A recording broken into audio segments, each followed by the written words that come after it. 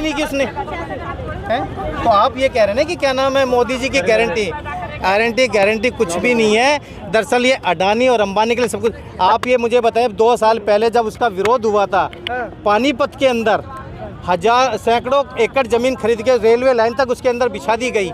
एक जमा कांग्रेस के राज में था, एक टाइम था कांग्रेस के राज में कि एक लिमिट थी कि इतना 1000 टन आप केवल उसको वो कर सकते हैं, मतलब भंडार कर सकते हैं। सुनिए ना, भंडारण कर सकते हैं, लेकिन इसने अनलिमिट कर दी। अनलिमिट का मतलब आप समझे, करोड़पति और अरबपतियों को तो ख़त्म, अब केवल रह गया खरबोपतियों का। अरबपति करोड़पति का ख़त्म। और खरबपति कौन है? अडानी और अंबानी। ये इस लेवल पे लेकर के आ रहे हैं कि पूछो मत। देश की जनता को मोगा में, पानीपत में, ऐसे देश में सैकड़ों जगह इन्होंने ऐसे गोडाउन बना दिए हैं जहाँ 10 लाख क्या, 20 लाख क्या, 50 लाख क्या, कितना लाखों टन आप उसमें अनाज आप भर सकते हो। और सुनो जो ये किसान है ना, किसान केवल किसानों की लड़ाई नहीं है, ये तो ये बेचारे, मैं शुक्रगुजार हूं इन किसानों का, ये हमारे हक की लड़ाई लड़ रहे हैं, इस देश के हक की लड़ाई लड़ रहे हैं। वरना आटा दिखा, मैंने गन्ने की गन्नेरी गंडा, आधा गन्ना मैंने 48 रुपए में बिकते देखा है, उसके छील के मैंने। अब की बार 400 पार है ना। मैंने कहा अभी भी इस देश के अंदर अभी भी अंधभक्ति का इतना तगड़ा चश्मा चढ़ा हुआ है। चश्मा तो उतरेगा, ये गारंटी दे रहा हूँ मैं, आज लिख के ले लेना, चश्मा उतरेगा। लेकिन जब उतरेगा, जब इस देश से मतलब सब कुछ खत्म। और गुंडागर्दी पहले करते थे लोग, चोरी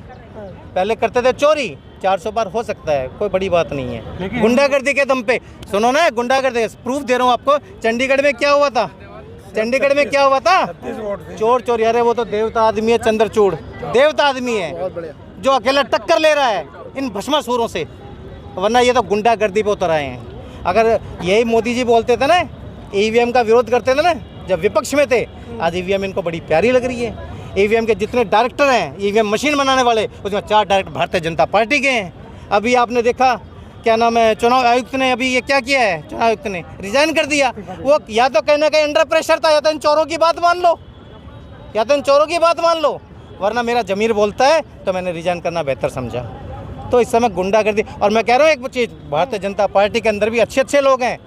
मैं भारतीय जनता पार्टी का दुश्मन नहीं हूँ, भारतीय जनता पार्टी के अंदर भी अच्छे लोग हैं, लेकिन उनका जमीर इस समय सोया हुआ है, क्योंकि वे उम्र के उस मकाम पे बैठे हुए हैं कि अगर हमने मुंह खोला तो हमें दरकिनार कर दिया जाएगा। भारतीय जनता पार्टी तो वैसे ही बदनाम है, दरअसल गुजरातियों की सरकार है। सारी बड़ी पोस्टों पे सारे गुजराती बैठाए हुए हैं।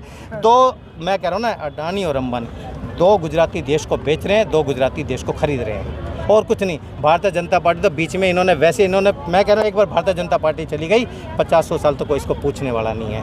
लेकिन मैं अभी भी अपने देश के लोगों से अपील कर रहा हूँ, जो जागरूक हैं, जागरूक लोगों से अपील कर रहा हूँ, ये हिंदू मुस्लिम गाय गोबर की राजनीति छोड़ दो, मंदिर मस्जिद के लफड़े में मत पड़ो। अभी भी अगर ये मोदी जी आते हैं 2047 तक विकसित राष्ट्र बनाने का लक्ष्य है। विकसित राष्ट्र, आप मुझे बताइए, देश का सारा सोना बेच दिया। किसी भी माँ बाप, ये है, इनकी भी औलाद है, कौन सी औलाद इनको पसंद आएगी? एक तो अपने घर की प्रॉपर्टी को बढ़ाए, एक अपनी प्रॉपर्टी को बेच के एंजॉय करे। ये घर का सारा सामान बेच के, ऐसे तो गुजारा मैं भी कर लूँगा, इस महीने फ्रिज बेच दूंगा, बढ़िया गुजारा चलेगा। अगले महीने टीवी बेच दूंगा, बढ़िया गुजारा चलेगा। उससे अगले महीने एसी बेच दूंगा, बढ़िया गुजारा। उससे अगले महीने क्या नाम है, बाइक बेच दूंगा। ये तो देश की प्रॉपर्टी बेचे, हिंदुस्तान की, इसके बाप ने खरीदी थी। ये इतनी प्रॉपर्टी इसके बाप ने खरीदी थी क्या? हिंदुस्तान की 23, 24, 25 कंपनियां बेच करके आज तक एक सरकारी कंपनी बनाई हो तो मुझे बता दो, एक भी सरकारी कंपनी बने? अरे घर के सामान बेच के तो कोई भी गुजारा कर लेगा। हैं 68 टन सोना कहाँ चला गया, को पूछ लो इनसे।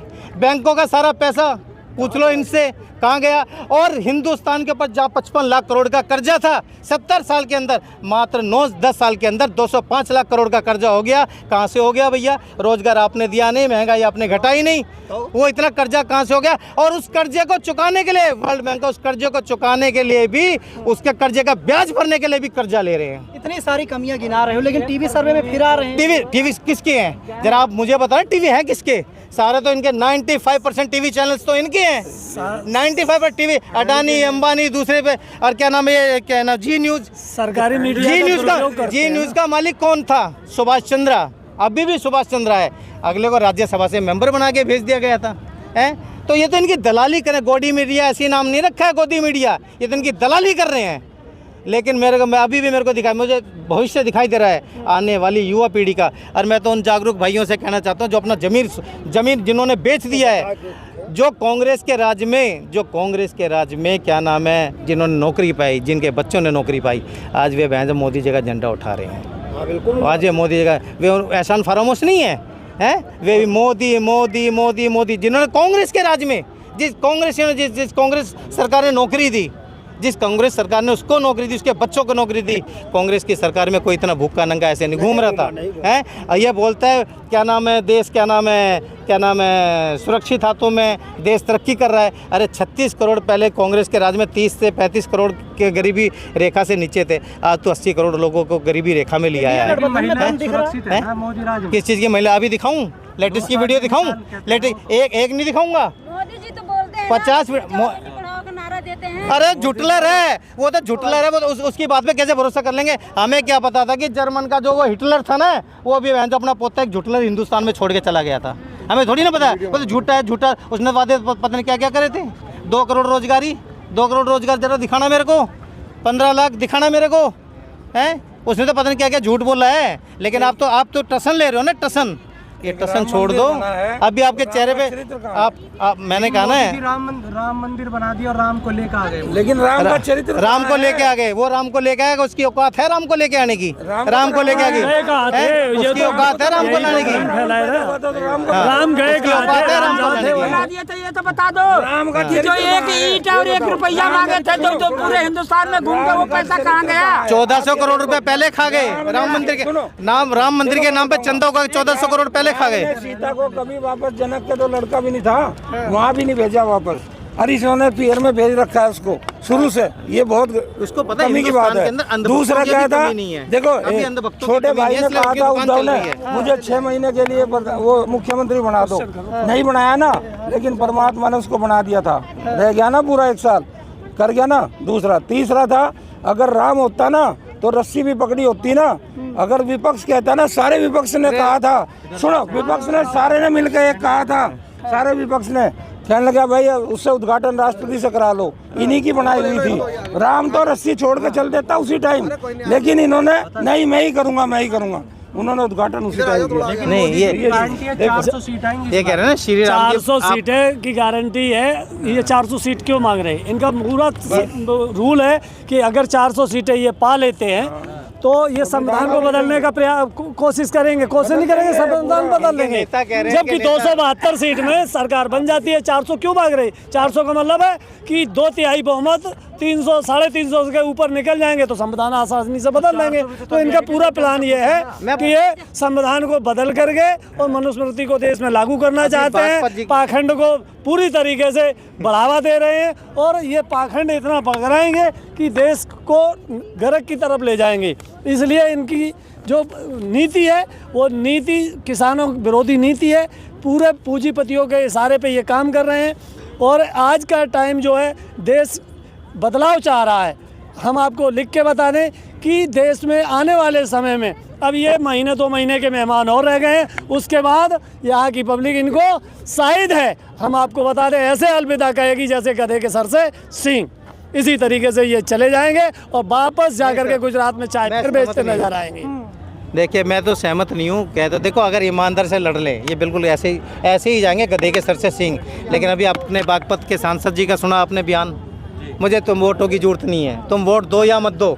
आसाम के मुख्यमंत्री जी कहते हैं तुम्हारे मुझे किसी के वोटों की जरूरत नहीं है किसी। तो इससे क्या साबित होता है मुझे पता नहीं। इससे क्या साबित होता है?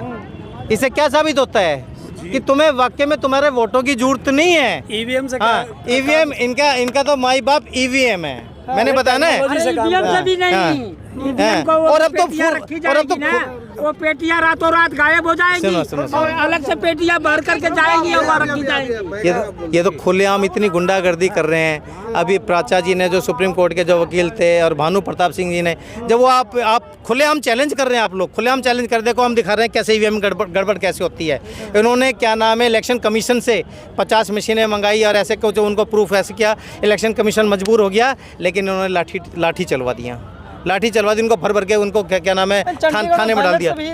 और चंडीगढ़ में बैलेट से धांधली। तो कहना ये सीधा कह रहे हैं, ये हकीकत कह रहे हैं। 400 नहीं, 400 से ज़्यादा भी ले आएंगे, केवल गुंडागर्दी के दम पे चोरी के दम पे, बेईमानी के दम पे। साम आज इनकी सोच है साम दाम दंड भेद। और मैं फिर कह रहा हूँ, आज याद रखना आप लोग भी, अभी तक तो आपकी हो सकता है दाल रोटी चल रही हो, वो दाल भी आपकी मुश्किल हो जाएगी जरा 2029 तक अगर ये आ रहा है ना दोबारा, वो दाल भी मुश्किल हो जाएगी। और अंधभक्तों की आंखें खुलेंगी, लेकिन लेट से खुलेंगी। छोड़ के एक दिन साध का जरूर